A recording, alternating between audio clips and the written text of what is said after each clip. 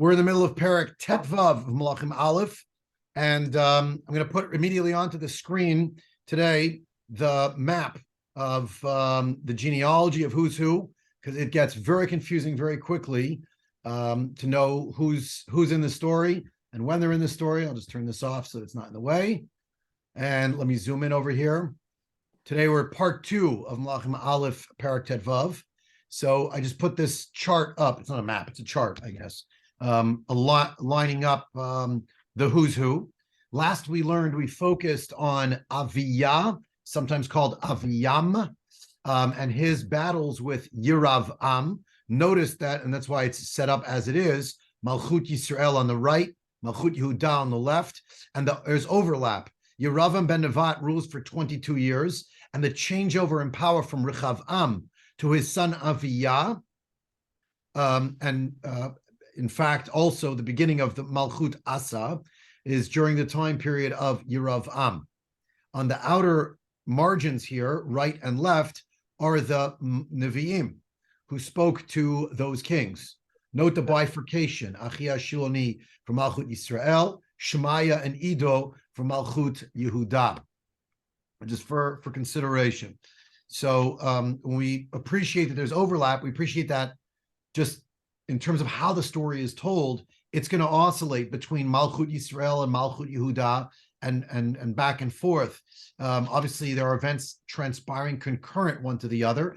They're just not listed concurrently, because what's the Navi going to do? Draw a line and put, over here and over there, two columns? No, so here's what's happening in Malchut Yisrael. Now we shift over to Malchut Yehuda, and so on and so forth. Where we had concluded last week was just discussing this back and forth, very sad back and forth, the conflict between Yirav-am and Aviyam. That conflict was really just playing out the Cold War between Rechav-am and Yirav-am. And we mentioned, we did a sort of a throwback to the time period when Rechav-am, right at the beginning of the secession of the 10 tribes, Rechav-am brings a massive force to counter Yirav-am. Since Yirav-am, newly appointed king of Yisrael, some of his revolutionaries decided to kill a tax collector from Yehuda. That's an insurrection. That is in and of itself, there's there's no taxation without representation, but also if you kill the tax collector, that's a pretty surefire sign of rebellion on the other side of things. So Malchut Yehuda was going to go after them. And Shemaiah, the Navi, staved off the bloodshed by telling Rechav-am, Hashem told me to tell you, go home. And they went home. And they averted an open war. Nonetheless, chapter 15, verse 6, I'm on page 427 of my Koren Tanakh, whichever one you're using, I'm sure is fine. Book of Kings 1, chapter 15, verse 6, just tells you as a one-liner, Milchama hayta ben Rechav-am uven Yirav-am kol yemei chayav. All of his days, there was a war, a conflict between them. The truth is, those psukim, and we finished last week with verse 8, was actually about the end. The whole lifetime of Aviyam was described, and then it said that he died. But why in the middle of the psukim about Aviyam does it mention Rechav-am and Yirav-am? The idea that the war was really a carryover from a war that had been declared earlier between Rechav-am and Yirav-am. That was the name of the war. It was a 20-year war, but Rechav-am only prosecuted the first 17, and it was mostly there a Cold War. And the open conflict, by the way, in chapter 14, verse 30, it also says that there was a war between them, right? So when you look in Sefer Melachim, we find out that the open war was really that which transpired in the time of Aviyam and Yirav-am.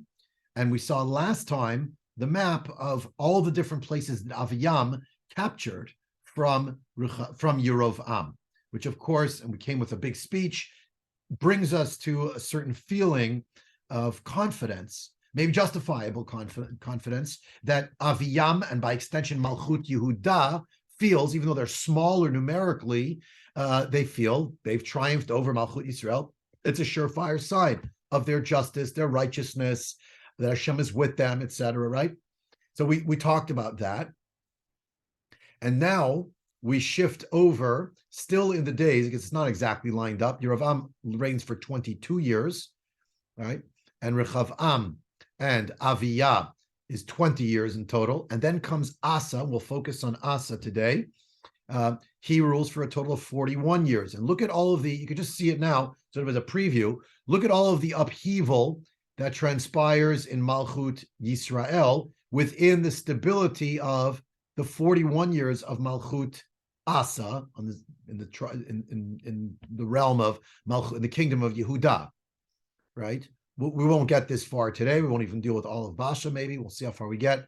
Nadav, the son of Yerovam, rules for 2 years, small, a short period of time. We don't have that much information about him, just as he followed suit in what his father did. He was wicked.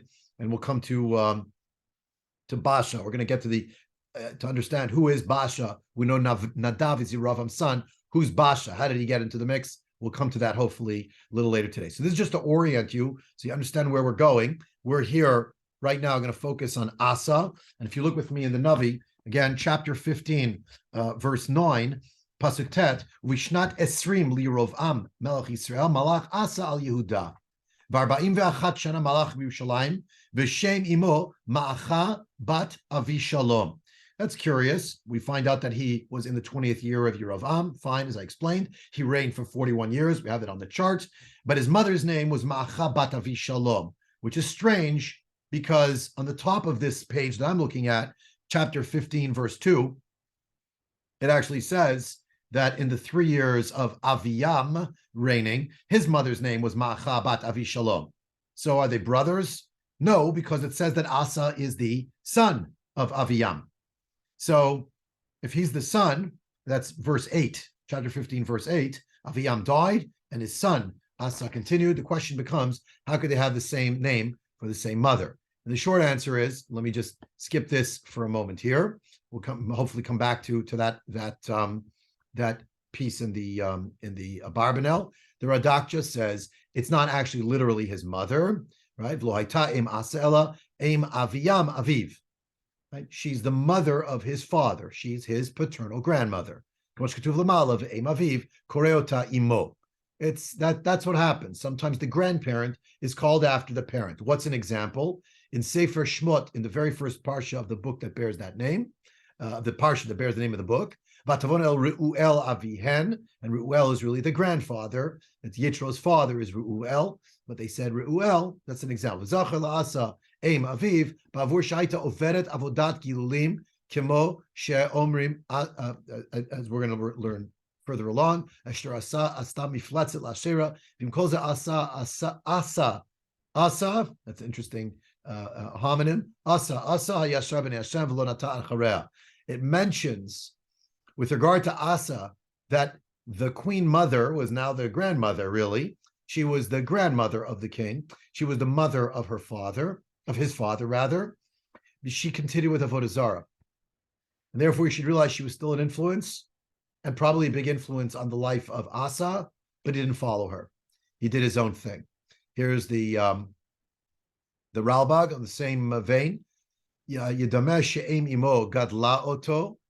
Maybe it's it's right, said his mother's mother. I'm going to say the mother of his father, okay, raised him. It's to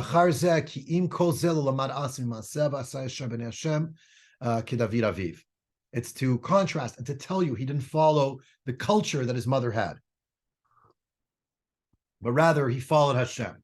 So in the praise of Asa, that he didn't do what he would have otherwise been meant to do. Remember Aviyam, who was giving a big religious speech, very frum. He's talking about Hashem's with us, and he's berating the people in Malchut Yisrael. You worship idols, you do terrible things, right? We have the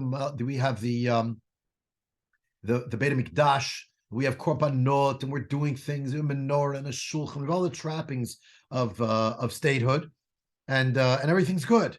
We're running things in a good way. Aviyam left out, of course, as was already the case in the time of Rechavam, his grandfather, that his father, the Rechavam, the father of Aviyam, there was a culture of immorality and idolatry, what we read about in chapter 14 in Parak Yudalid, in Psukim Chaf Bet through Chaf Dalid. It said so.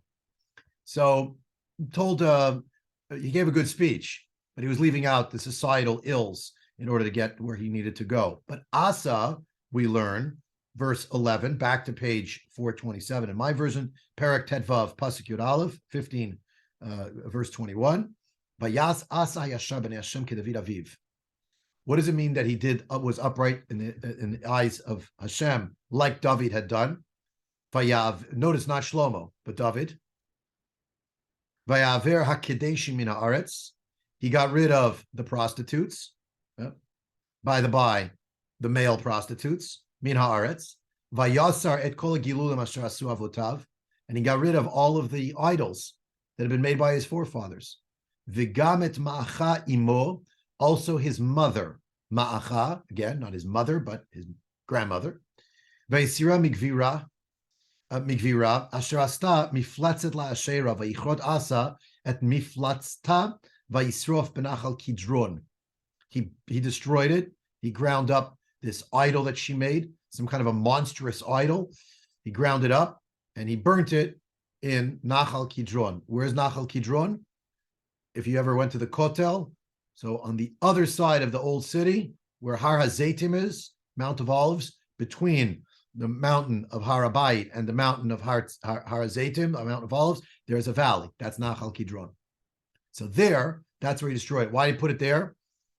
A bunch of different reasons, but most immediately because it's nearby to where they all live. They all live in David, right? Capital city, it's right there. So they went outside, and that's where the refuse goes. Nachal Kidron takes the refuse away down into the Yam HaMelach area. Vabamot lo saru. But the one thing he didn't get rid of are the bamot, the high places. Rak levav asay ashlim Hashem kol yamav. But his heart was full, was complete with God all of the days of his life. Right? Vayave et kodshe aviv.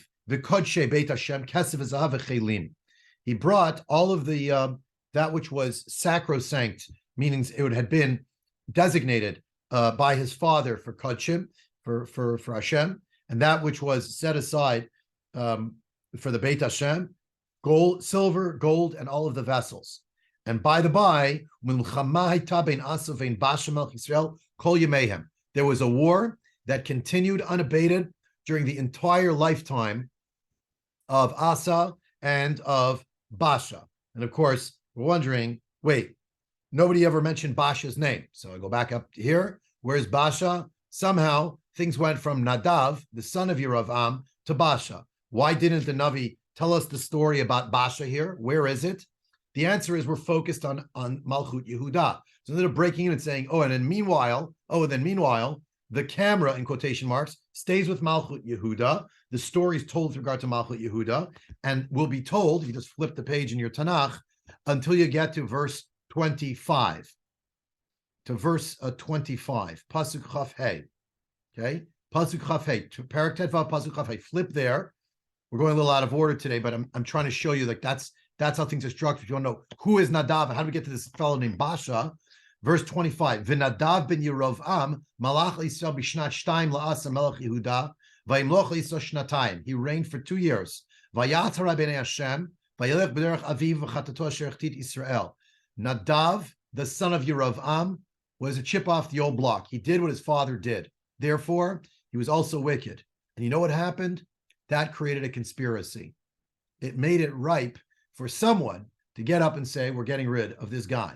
Pasuk Chav Zayin, Vayikshor alav Basha ben Achia lebeit Yisachar, Vayakeu Basha begipton asher laplishtim, v'nadav v'chol Yisrael tzarim al gipton. So we find out there are other things happening the Tanakh didn't tell us. Nadav was on a campaign in a place we'll see on the map in a few minutes called Gipton, and in Gipton, Nadav was trying to put a siege on it, belonged to the Plishtim. Laurie asked last class, where are the Plishtim? The answer is in large measure they're still there. They're an Asiatic people, or various Asiatic peoples that arrived in different waves. When people came, where did they land? On the coast. Where did they stay oftentimes? On the coast. A Peleshet means an invader. someone who came from beyond. So the Basha found out where Nadav, Melech Yisrael, was encamped, where he had put a siege on this place called Gibton. He showed up, and what did he do? He killed Nadav.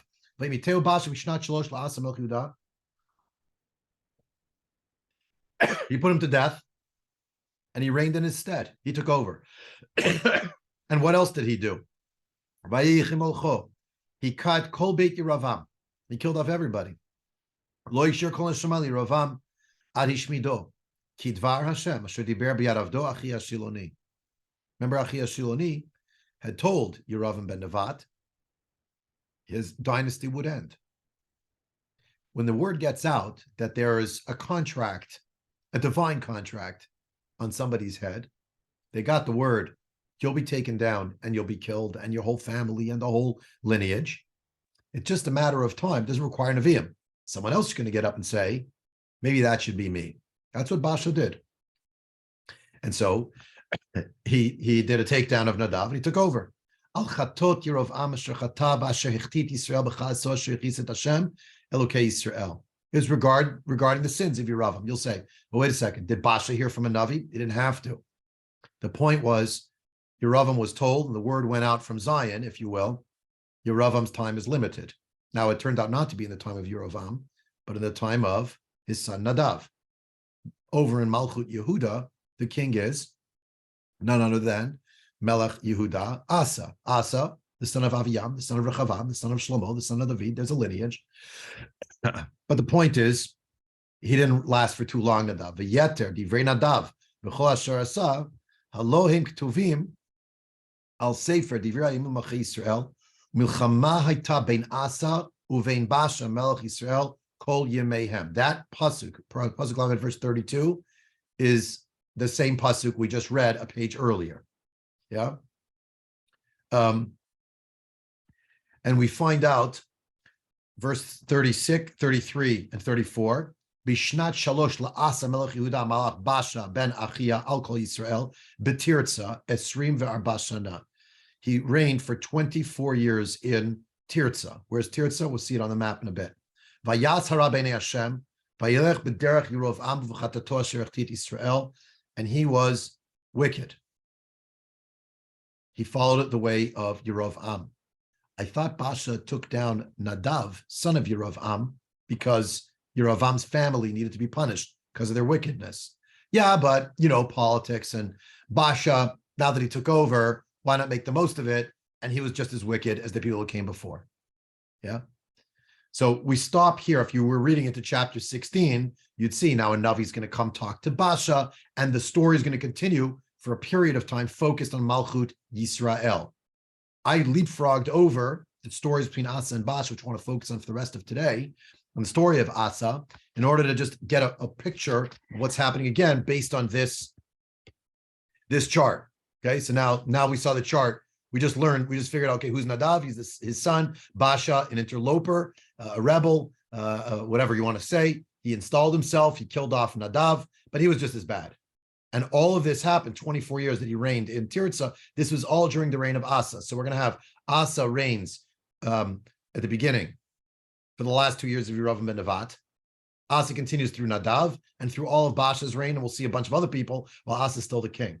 So in one place, you can just, again, without drawing direct analogies to things happening today in the world, but you understand, there's peace on one side of the border, and the other side, they're changing leaders. There's crazy things happening. They can't hold it together. They don't, everything's all over the place. You will recall that when it says the war continues, there is a war, but it doesn't mean that it's a hot war. It doesn't mean there's always actual things happening where one is killing the other in the battlefield. The things that happen in the middle, in between. Yeah. We don't have time to see it inside because I'm watching the clock today, especially both because of my voice and also because I want to hold to time. The Radak and the Malbim, they point out that the Avodah Zarah, that was a mifletzet, was called a mifletzet, which means in English you'd say today a monster, because it caused people to be afraid. And that's why Avodah Zarah are very often called names based on the emotions that they were meant to evoke. The Amim was based on Ema. So that's the basic idea. Okay, skipping ahead though, because I want to show you sort of a picture of what's happening at the time of Asa. One thing Asa did not do, you say, well, if he was so righteous, why didn't he get rid of the bamot? What are the bamot? Bamot hayachid. There were still individuals at the little house minion in the backyard, ha ha ha, right? But they did their own thing. They didn't come to the main place of Klal Yisrael and Yerushalayim. They did their own thing. Shehurgu likar v'lein l'shamayim. They were serving Hashem with them. They were accustomed to doing this. Mishachar v'Shilo ad shenivna habayit. From the time of the destruction of Shiloh until the Beit HaMikdash was built, it's many decades that passed, right? Churban Shiloh is in the time of Shmuel, beginning of the time of Shmuel. There's the decades of Shmuel's life. There's the story of David HaMelech, 40 years. And then it's a goodly number of years into the reign of Shlomo. So a generation or more. And Shiloh was gone. So that's what people had to do. Shayu abamot mutarot. Lo saru ata. Now they had not been removed. Even though it was an onesh karet, people were still doing it. Why does Asa abet the continuation of that culture? Because down the street they're worshiping idols. Because over there's a brothel. So these people in the backyard are davening to Hashem from there in their nice way. They're giving offerings to Hashem. What are you going crazy about them? Yeah. To answer your question from 2 minutes ago, Karen, the colors I don't think mean anything. It's just to show you that there's a dynasty from Malchut Yehuda, therefore it's all in one color, and the other one is in different colors to show that they kept changing hands, the dynasties, etc. We'll come back to that chart next year again. Anyway, so he's not perfect. Yeah, there's certain things that he did, and then the Navi in Sefer Melachim would say he was righteous. He did good things. He did the upright thing like David did. But he didn't fix all the ills in society. Rak habamot lo saru. You're going to see king to king to king to king, and you're going to ask yourself, if they're so righteous, why don't they just go on a campaign? Wouldn't it be great? Wouldn't it be great if suddenly there was a government that would just get up and say, we're going to go according to the Torah. It would last for how long? About 8 minutes, about 3 minutes, creating resentments, imposing a religious will on people. Exactly the notion of kfiyat datit. That so many of us bristle at, the idea that you're going to compel someone to have to be religious. In our day and age, again, it lasts for about 30 seconds. Maybe you get 5 minutes. It's a Pyrrhic victory. And maybe politically, Asa decided, I'm just not going to fight that battle now. I have bigger things I have to fight. More challenging issues that plague our nation. I have to go after the house minion. But the Navi does let you know he didn't do right in that regard. Divrei Hayamim Bet tells us more of the backstory about what transpired in the kingdom of Asa. I want to go there now. We'll learn the first psukim. We're going to have to go pretty quickly. Divrei Hayamim Bet, 2 Chronicles. If you flip to the back of your Tanakh, and again, it's a parallel. The question hanging over all this is, why didn't you just put it in one book? Why are there 2 books? The short answer is they're written at 2 different times by different authors with different perspectives that we're meant to know and to learn. One is on the status of Nevuah, that's Sefer Melachim. The other status of Ketuvim, that's Divrei Hayamim, Bet. It's written, Divrei Hayamim, Alef, and Bet, but it's, written later on. So Divrei Hayamim, Bet, chapter 14, is the parallel story, what happened with Asa, which tells us a backstory that will help us understand a major battle between Basha and Asa and how it came to be. So if you look at chapter 14 in my Koran Tanakh, I have it on page 999. Page 1000, top of the page, first line. Vayas Asa tovei Hashem b'nei Hashem lukav. And you know what he did? Vayaser et mizbechot hanechar v'abamot. He got rid of the foreign altars and those high places. Vayeshaber matzevot. Vayegadara shirim. He did all the right things. Vayomer liYehuda lidrosh Hashem Elohei avotehem lasot haTorah v'amitzvah. He commanded them, keep the Torah. This is what we need to do. Everything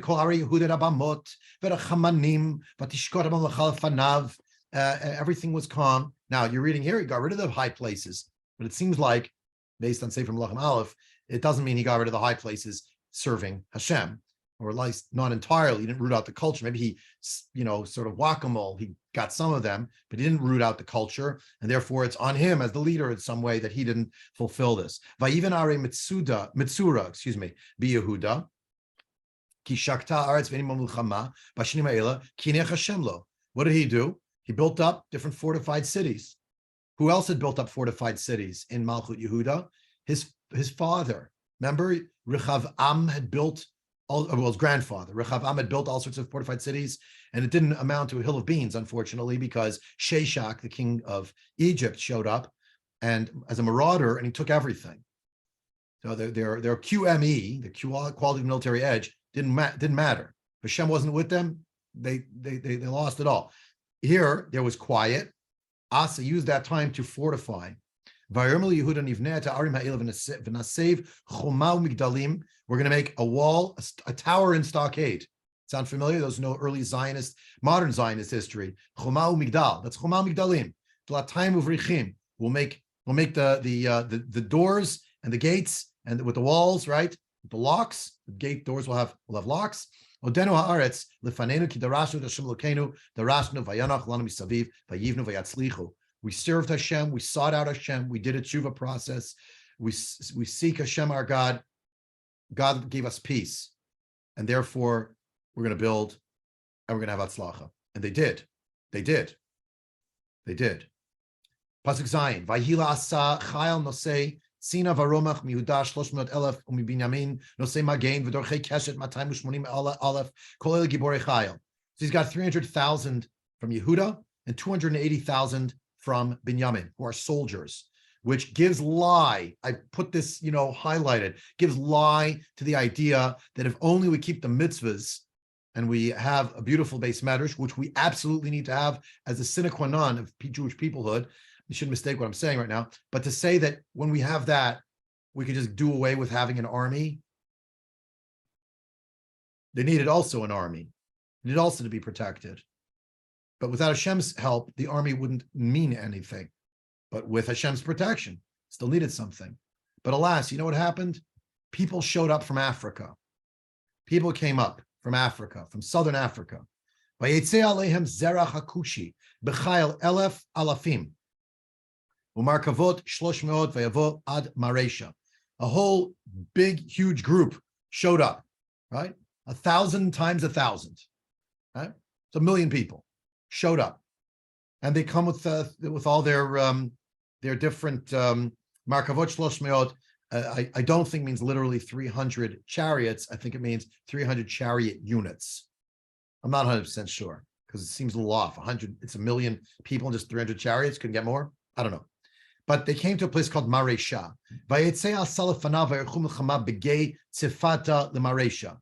They made a war with them in Gate Sifata. Vayikra asa el Hashem Elokav vayomar Hashem ein imcha lazor ben rav le'in koach ozreinu Hashem Elokeinu ki alecha nishanu uveshimcha banu al haman hazeh Hashem Elokeinu ata al yatzor imcha enosh. I hope I read it with the right intonation of desperation and conviction and passion. And what was the tefillah? Asa David. He's outnumbered 2-1, almost 2-1. I mean, it's 580,000 versus 1,000,000, right? But he davens to Hashem, and the words that he speaks are right here. And you know what happened? Pasuk Yud Aleph, Vayigof Hashem et Akushim, Lifnei, from Eretz Kush, from Africa. Lifnei Asav, Lifnei Yehuda, Vayanusu Akushim, they ran away. They encircled the third army in the Sinai. I'm going to show you that in a minute. It's like, wow, unbelievable. The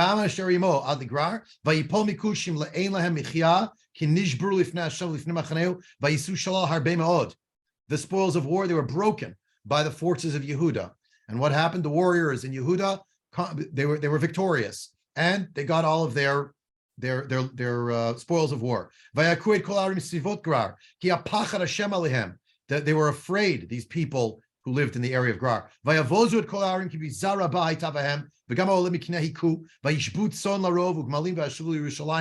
got everything. So in other words, part of the wealth that Sheshach took back to Egypt, now they got from who? They got it back through this fellow who had come, Zerach Hakushi, who had come to attack Malchut Yehuda. Now, why do you attack Malchut Yehuda? Because Malchut Yehuda is in the south. This is courtesy, of course, of Atlas Dat Mikra. Hope you can see it. In black This is the Chel Mitzrayim. The Egyptian forces may not have been Egyptian, but they were from Cush. So just to show you, we're dealing with this area in the inset here. They came here. Wadi El Arish is here. Here's Beersheba, Lachish Junction up here. Aza, Gerar. Now we'll see it in the zoomed in version. They show up on the scene. They come up the coast. They conquer along here. Apparently we have some archaeological records, by the way, of the move up here by this group. Where are the archaeological records? In Egypt. Like steels that tell us something about this. I'm not an expert, so I'm taking it on Dot Nikra Seisa, but something like that. Here they were coming to Maresha, which is, of course, the border town before you get to the mountain range where Malchut Yehuda is located, right? Malchut Yehuda goes till around here, right? We said there was a big battle between Aviyam and Yerovam in Smari. We don't know if it's here or whatever, but we talked about this place last go around up in Hare Ephraim, not for this year. We talked about it. There's like a line here that's like the border between the two, somewhere around here. Now, the war here, nothing to do with Malchut Yehuda, Yisrael, it's Malchut Yehuda. And here comes the battle. And the Jewish forces in red repel them and get them going, and they take over all of these different places, right? And they turn out to be much, much stronger. Lori, go ahead, please. Are you saying that even though they were Kushim, that they had things that had been taken by Sheshach, because in order to get to this place, they need to have gone through Egypt and conquered that? Like, did these Kushim conquer Mitzrayim? Yeah, well, what I'm saying is they're the main empire of a region doesn't control entirely, but they have huge sway on what happens with other chieftains or smaller groups that are in the area. Egypt is the dominant force in Africa for all time. So Zerach HaKushi is likely sent, if at least with the permission of the king of Egypt, if not the sanction and the endorsement and maybe the prodding of the king of Egypt. How do we know that? Because the records apparently are in Egypt. I've not seen them, and I'm not a person who knows how to interpret them, as you know. But the point is just to say, I'm just showing that whatever Rechavam lost, and he lost a tremendous amount, Yehuda was left with nothing. Now, in the time period of Asa, I don't know that they got back the actual things that Sheshach took, but the point is, this war, which they didn't ask for, came upon them.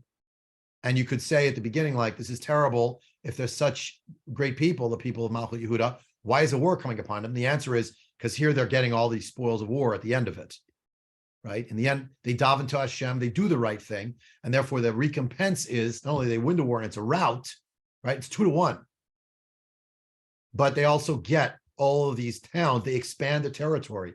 To say it differently, a defensive war yielded more territory for the Jewish people. And what sounded like at the beginning an invasion is something terrible, which on a certain level it is, me'az yatsa matok, something good happened. You follow? We got all this territory in the end. And now Malchut Yehuda has expanded itself considerably down to the south. Then or now? Pardon?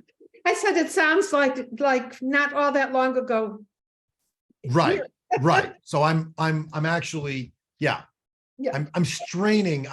I'm straining against the temptation to say, look at that. Egypt invaded from the south, and what happened in the end? More territory came to the people who live in this area, in the Zionist entity. Yeah, that is what happened, right? Right. That's modern history. But I'm showing you. Here's a beautiful analog. This is what happened back then too. They didn't ask for it. They didn't do anything, But Zerach HaKushi said, yeah, I'll go on a military campaign. What do people do when they're bored? We're going on a military campaign. Let's see if we can take these guys over. We'll sweep up here. We'll come through here. The Philistines will let us. By the way, this is a road. This is Derech Plishtim. Derech Eretz Plishtim. It's in Parshat B'Shalach. It's a road. That's why you travel there. What happened? They come across here. They go to Gat. They go here. Boom. They get repelled. It's a rout. And how much of a rout? 2-1. Again, sound familiar? Many more forces arrayed against them than should have been. 2-1, you think the majority is going to win. And again, you could say it's a little bit of a Chanuka shiur today. Rabim biyad me'atim. the many in the hands of the few. Rishayim biyad tzadikim. Zaydim biyad oskei toratecha. Okay? Could have put an alanisim on this. Why did they make a holiday of it? It's a question on Chanuka, not a question on this, because there are many, many wars that transpired for the Jewish people over time. There's no holidays for them. The question's on Chanuka. Okay. Join me on Sunday if you're available, 10 a.m., giving a shiur in person and on Zoom for Chanuka. Okay. 10 a.m. this Sunday, Erev Chanuka. Okay. Now,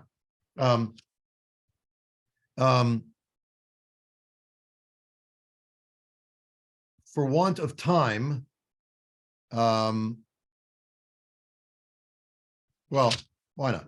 Look at chapter 15 of Divrei Hayamim Bet. Chapter 15, doing an extra chapter. A Navi named Azaryahu. Azaryahu ben Odeida. Haita alav ruach Elokim.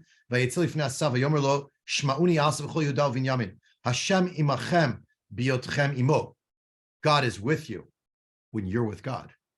As the Navi right after this victory tells them, don't get ahead of yourselves. V'im tidrashuhu yimatzei lachem. If you seek out Hashem, He'll be found for you. V'im ta'azvu yazov etchem. If you abandon Hashem, Hashem will abandon you. V'yamim rabim liYisrael lelo Elohei emet u'lo kohen moreh u'lo Torah. Very challenging pasuk. There were many days for the Jewish people where the Jewish people had no true God. They did not have a Kohen to teach them. They did not have Torah. Vayashav batzarlo al Hashem Elokei Yisrael vayivakshu vayimtza lahem. And when they get into trouble, then they start davening. There were such days, and God did help them, even nonetheless. And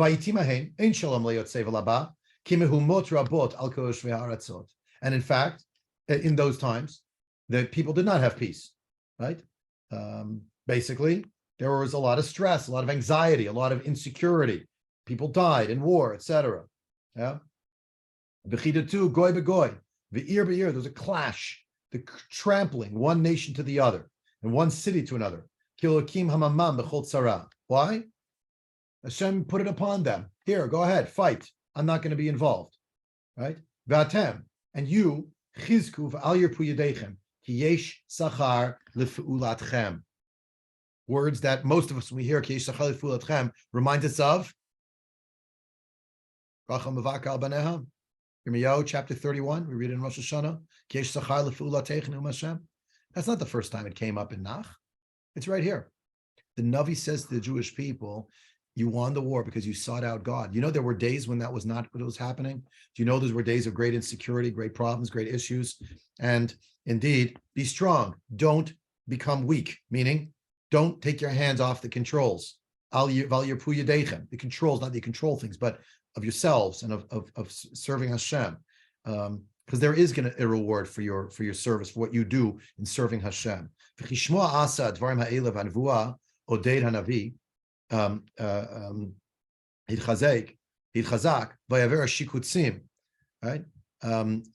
He heard these words that were spoken to him. For some reason, we won't get into now. It says Odeid HaNavi before it was Azaryahu ben Odeid. It sounds like Azaryahu, the son of Odeid HaNavi, was repeating words that his father had spoken. He strengthened himself. Vayaver shikutzim kol eretz Yehuda uvinyamin u'min ha'arim asher lachad mehar Ephraim. He did all these different things in tshuva. Vayichadesh mizbach Hashem asher lifnei ulam Hashem. You know what he did? He renewed the mizbech. It's not a Chanuka mizbech, but it's a chidush of the mizbech. Amazing, like Chanuka. Vayikbotz et kol Yehuda uvinyamin v'garim mahem mefraim u'menashe u'mishimon ki naflu alav miyisrael larov birotam ki Hashem elokav imo. Signature line. He gathered everyone from Yehuda and Binyamin and those who lived with them, who were from the tribes and the regions of Menashe, Ephraim, and Shimon, 3 tribes that rightfully, generally were part of Malchut Yisrael. You know why? Because they fell into becoming part of Malchut Yehuda. You know why? They saw they were winning. And the success of Malchut Yehuda was showing whole groups of the population, we were wrong to be part of Malchut Yisrael. By the by, in the war between Aviyam and Yerovam, previous generation, Yerovam was bested by Aviyam. Hashem helped Aviyam, and all sorts of territory belonging to Malchut Yisrael was now under the control of Malchut Yehuda to the north. In this war that we just read about now Now Malchut Yehuda expanded to the south, but it tells you all these people who are gathered together. It was in the month of Sivan, like in the holiday of Shavuot. They all get together. Doesn't say it was a holiday, which is in the 3rd month, and the 15th year of Asa's kingdom. They took all of the spoils from the war at the south, and they gave massive korbanot. Bakar shvameot v'tzon shivat alafim vayavo vabrit lidrosh Hashem Elokei avotehem b'chol vavam v'chol nafsham. Right? They made a covenant and they served. They sought out Hashem, the God of their forefathers, with all their heart and all their soul. B'chol asher lo yidrosh Hashem Elokei Yisrael yumat l'min katon v'agadol l'meish v'adisha. I mean, really? Wow. Now, it doesn't mean that they actually put these people to death, but it says they should be put to death. Any person who doesn't serve Hashem now, after all this has happened, they deserve to die. Do they actually put people to death? I don't know. It doesn't say, hey, me too, but yumat should be put to death. I don't know. I just don't know what to make of it. In either case, isn't that a pretty harsh thing to say? But the hyperbole is to emphasize this was a winning ticket. And if you don't believe in God now, after everything that happened, it was 2-1. There was no way that the Jewish people should have won the war. But you know why they won? Because Hashem helped them. You know who came and told them that Hashem helped them? The Navi came. And the Navi told them, I just want you to know that Hashem helped you, and that's why you won. In a forthcoming shiur on Chanuka, in an era where there are no Nevi'im, there also was a little sign, a little light. By the way, just in case you thought that victory of Rabim Biad Me'atim, right? Giborim Biad Chalashim,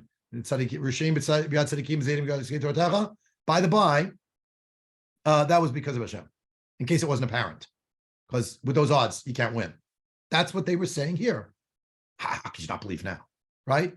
Shavuot, 1967. It's like, who doesn't believe now? When they open the Kotel the first time, there's hundreds of thousands of people streaming. Oh my goodness. Okay. We live now. We know it's a much more complicated landscape than that, but that's the point. They're blowing the shofar. There's people blowing shofar. Picture at the Kotel, little, this rabbi in his madim with his beard, and he's wearing a keppela, and he's right. They're blowing shofar. Everyone's swearing with a great.